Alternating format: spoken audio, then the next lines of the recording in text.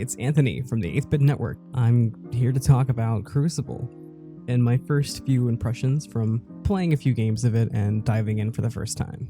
So Crucible is I think the first big project to come out from any of Amazon Game Studios, and it kind of came out of nowhere for me. Granted, I haven't been incredibly up to date with news in the last few months or so when it comes to gaming, but regardless, it came out, and so I figured I would give it a shot.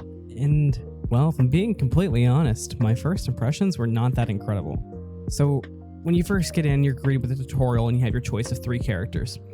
I went with the sort of Soldier 76 of the group because it just seemed like the most simplistic option and probably the easiest to get into.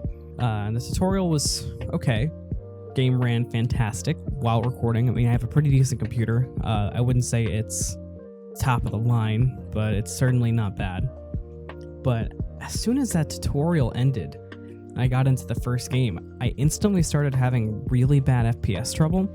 Now, granted, the tutorial takes place in kind of like this big warehouse, and the actual game takes place on a very jungle, very Apex Legends style map.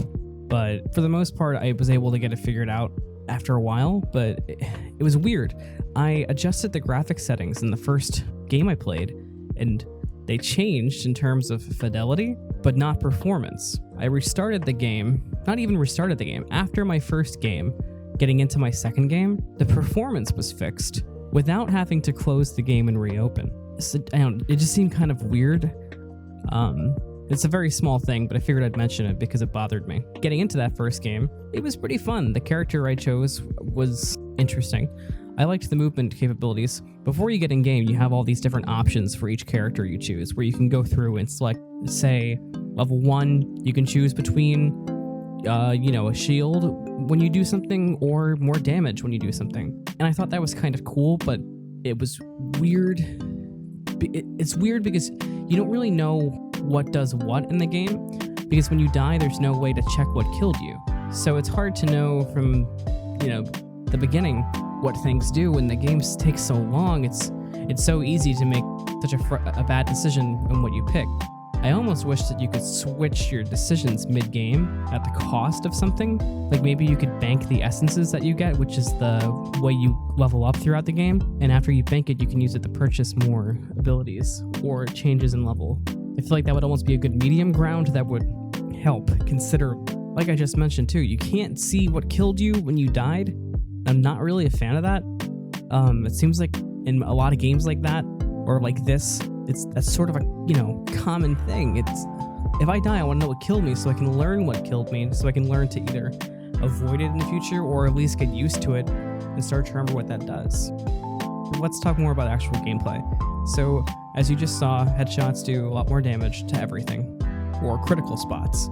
I did notice that the critical spots that I thought were critical spots on the high, which is the big boss you have to fight to get the heart out to win the games, don't always seem to work or register.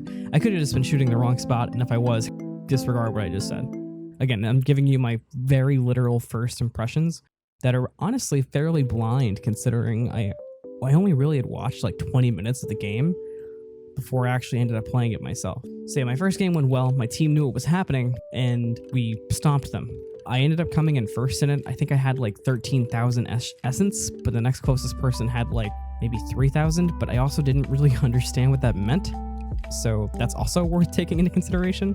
In that first game though, I think the one thing that stuck with me more than everything else was I felt like the map was too big. I was playing a character that had they have a grappling hook, and I picked the option that allows you to have 2 uses of it at shorter range.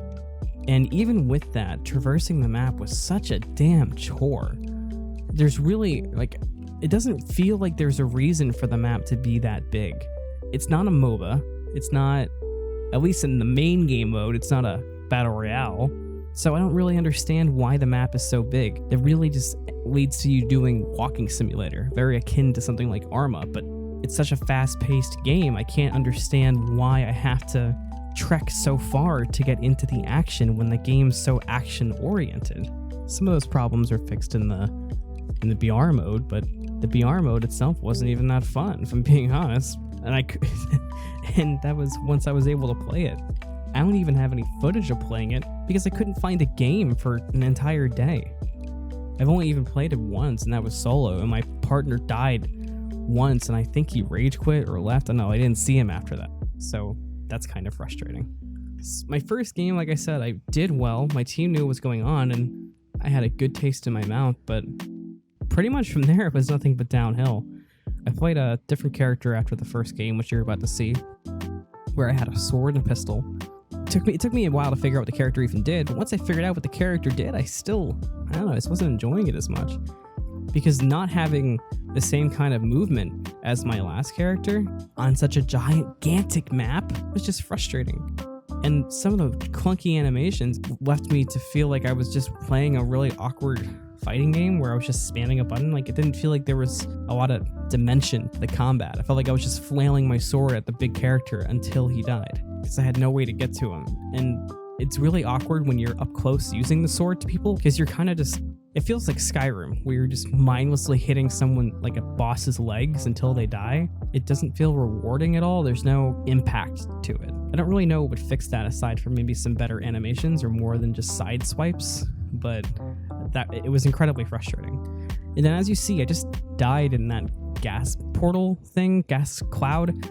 That's what I mean when I say I wish there was a way for me to see what killed me, because I have no idea what killed me. I have no idea what ability that was. I don't know who did it. I don't know how much damage it did, and I find that incredibly frustrating. There's also some bugs, but weird bugs. As you can see here, I spawned after dying to a lot of the like minion type creatures that you kill for experience, and there didn't really seem to be a rhyme or reason to why there were so many there, and it was just weird. It didn't feel like it was supposed to happen. The whole reason I went over there was because I had a teammate who was not really playing the game.